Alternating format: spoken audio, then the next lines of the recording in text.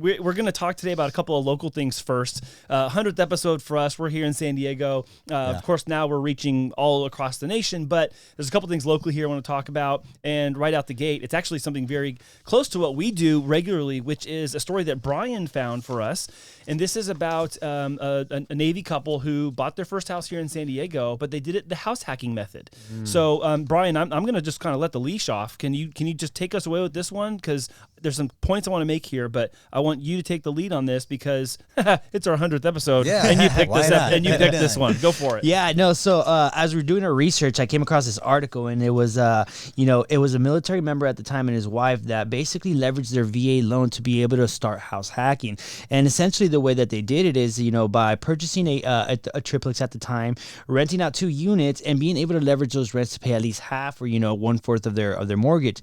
Fast forward 2 years after that, they were able to convert it into full cash flow investment property, and begin their career in real estate investing. And that's actually where I wanted to dig into the story, because there was such a neat tale where they utilized their VA, and then somehow they saw that there's a lot of value in what we're doing here. We can actually build upon this.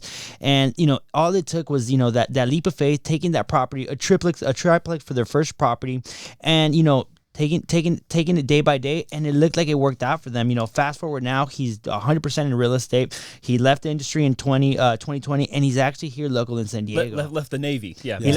Sorry. So he left the Navy in 2020, him and his wife, and he started off here in San Diego.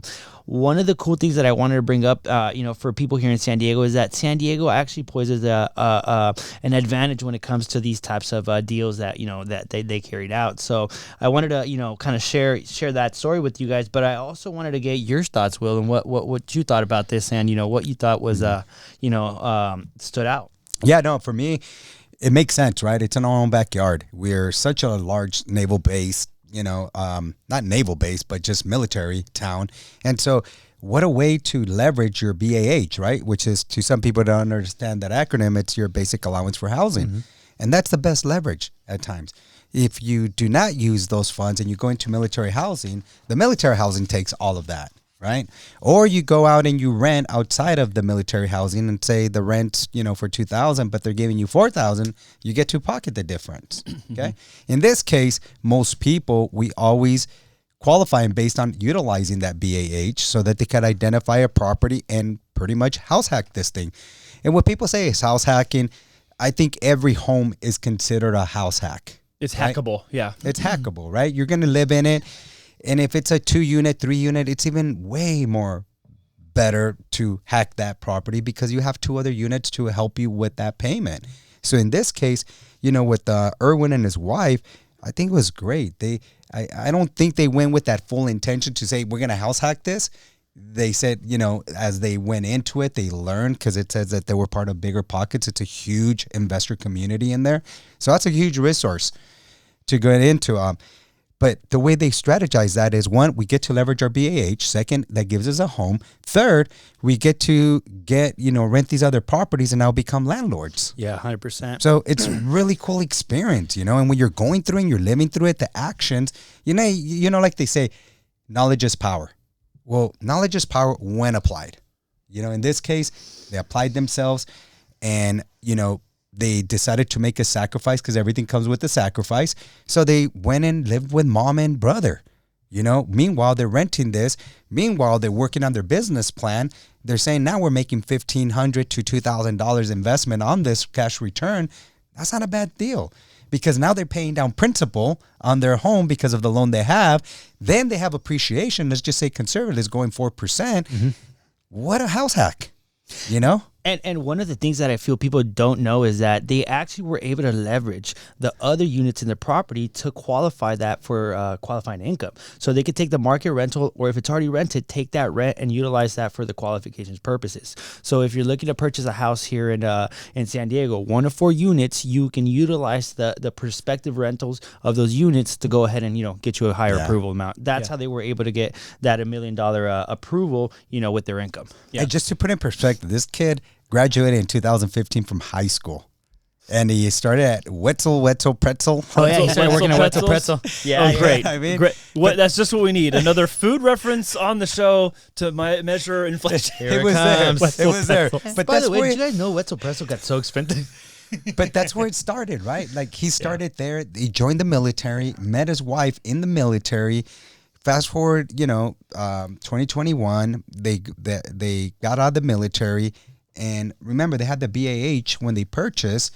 When they got out, they no longer had that, which I think that's what influenced them as to, I have to make the sacrifice. I have to go and live with the parents because I can, that payment, I no longer have those BAH. There's so many elements of this story that are the technical parts, what we talk about on a regular basis, but the attitude and the behavior that we also reference. And I know for some people that maybe don't know us and they haven't known us for a long time, they sometimes things I used to hear this, and every once in a while I kind of see, well, of course you think that you sell the thing, you make money by being on that side of the fence and all that. So it's like, but when we tell people like the VA is like the best deal in town, it literally is. They got this place, a 3-unit place, over $1 million, 0 down payment. That does not exist in another program. Then they have their income that was qualified because of their BAH as active duty.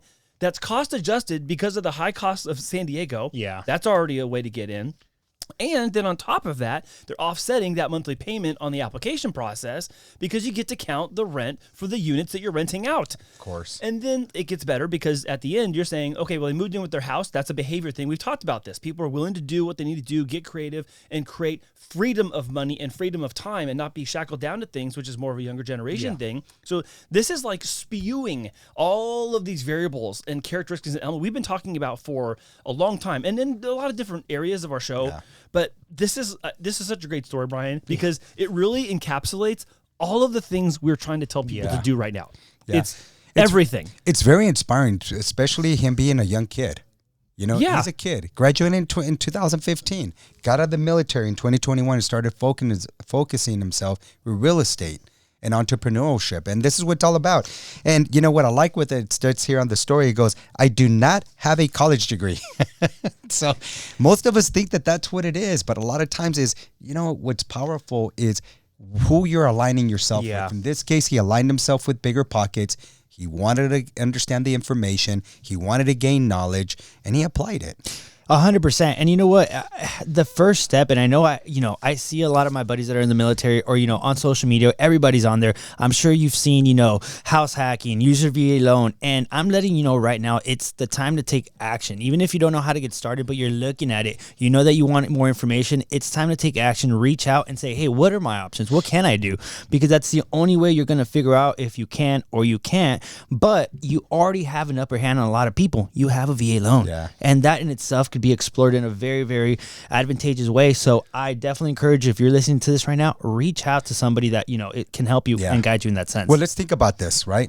And I like what the article says is, being stationed in San Diego gave us few key options. The housing allowance, which is the BAH, we receive it as the military members, was higher than in most U.S. locations, boosting our household income to about $10,000 to $12,000 monthly. Okay. The great thing about this loan, it requires no down payment. How many of us that are civilians, we go out there and look for a home, and what prevents us from buying a home is how do we come up with our down payment? Right? So I put right here leverage at its best, because that is the best leverage. When you have this eligibility, that is the best leverage you can utilize. Any investor will love to have that. Yeah. What do you mean? I can go into a property, look at this as an investment, and then if I PCS, which means I have work orders to go to, I just had one that's going to Japan. She's going to end up running her place instead. Going to Japan, obviously you're not going to buy over there. We have many people that are buying here, and they get stationed in Colorado, in Washington, and New York, whatever it is. But wherever they go, they can utilize that benefit once again. And something that caught my eye that I want to make sure I mention is that, remember you were making reference a couple episodes or a couple segments ago talking about the average age of first-time homeownership. And this guy's kicking that butt of that number. That number was like 38 years old. He's 39. Yeah, 38 or 38, 39. 39. Okay, but like he's easily well below that. So he's actually like beating the median, if you will. And 23. It wasn't in our notes By the for time me you bought, to say that. But I was thinking about this. I was getting ready today. I'm like, you know what? We just talked about that. And so, you mentioned it, and I was like, man, this is someone who's actually beating that that stat, and I love that kind of thing. We should reach out to him and find him. No, it's pretty cool because he actually went in there. We went and checked out his web pages. He buys homes. He's doing a little bit of everything, and that's a resource, right? Using your skills and teaching other people and helping them. Like, this is pretty cool stuff. Yeah, no, that's awesome. Well, that's a really good one, guys. I like how it embodies so many different parts of what we've talked about in maybe different segments and different times, Absolutely. but it really all is in like one story, and that was super cool. You sent that one to me. I'm like, oh, this one's hot. Yeah, this one's real good. Yeah. I was like, oh, I gotta share this with the guys. Yeah, and I mean, you see the kid's picture. He's like, he literally looks like a kid, even right now. Like Kudos, good looking. Oh, and one thing, I'll finish off with. He did this for his family to help him out. Started with his family out in Philippines, and then his family here, and then now he's able to take care of him on a whole nother level. So just that. Good one.